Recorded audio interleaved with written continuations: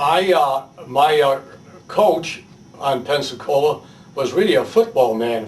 He coached Vanderbilt. His name was Red Sanders, and he also coached UCLA.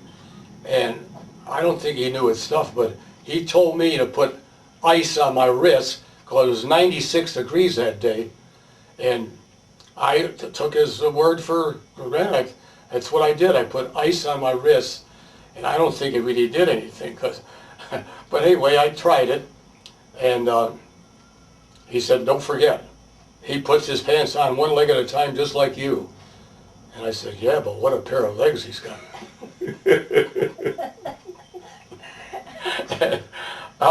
After we lost this game,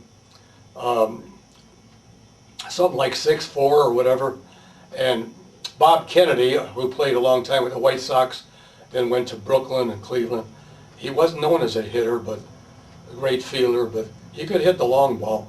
And the fences dimensions at Pensacola Legion Field was 330 down each line. And I tried my only changeup the whole game. Why I tried it, I don't know, but it hung just where a changeup is not supposed to be. It's supposed to be down and away, and this hung up and in. And he hammered it, Kennedy, and went over. A nice breeze was blowing towards left field, and carried it over to 330 sign with 2 men on base. That meant 3 for the Bronson Marine Air. This was a Marine Air base, and so that put me to a hole. That was 3 runs right there. And finally, when I had Williams up the first time, I just had no care. I had nothing to lose. I was throwing every pitch practically over the middle of the plate. I wasn't trying to like nurture it over corners and he slammed that pitch into center field for a really hard ground ball single to center. And I said, hey, that's not bad. At least he didn't hit it out. Because he just got through hitting 2 years before. He got a service 406 with the Red Sox. And Joe Cronin, his manager with the Red Sox, told him he'd give him the day off so he'd end up the season hitting over 400. And Williams didn't buy it. He said, I'm playing. And that day in a doubleheader, Williams got 4 for 6 to raise his average rather than lower to 406.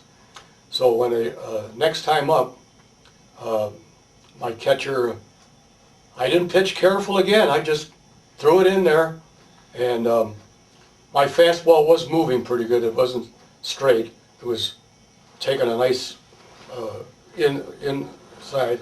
It was moving inside, away from the left-handed hitter, and he. Go ahead. He had 2 strikes on him, Williams, and then he ticked a fastball inside. And like I said, my fastball was live that day, and our catcher held it, which was, a lot of times catchers don't hold a foul tip. And started at strikeout number 1.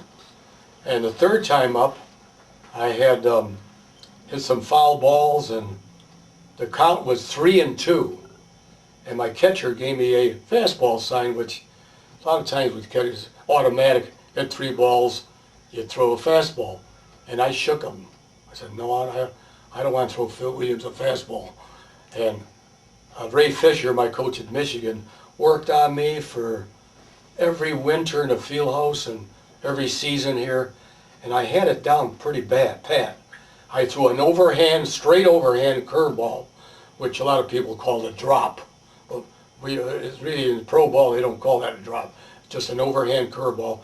And it started out like Fisher liked, way up here around the shoulders, and it went straight down with real great rotation, right down to just a little below his knees. And he was looking fastball. And he swung and missed. He could have missed that by about a foot. And that was strike 3. And the crowd went wild. They were all for me. All white sailor uniforms, enlisted men.